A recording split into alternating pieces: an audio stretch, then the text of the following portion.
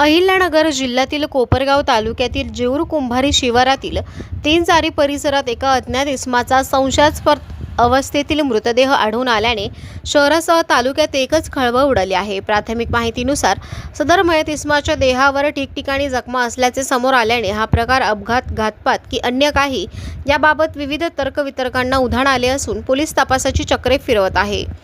घटनेची माहिती मिळताच कोपरगाव शहर पोलीस ठाण्याचे पोलीस तातडीने घटनास्थळी दाखल झाले।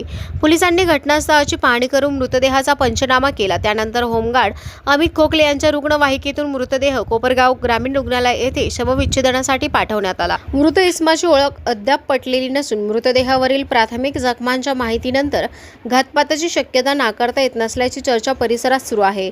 मात्र हा अपघाती मृत्यू आहे की इतर कोणता प्रकार याबाबत अधिकृत माहिती अद्याप समोर आलेली नाही।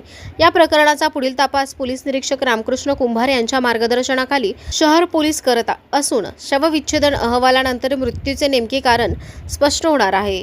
कोपरगाव एक्सप्रेस न्यूजसाठी सुनील ससाने, कोपरगाव।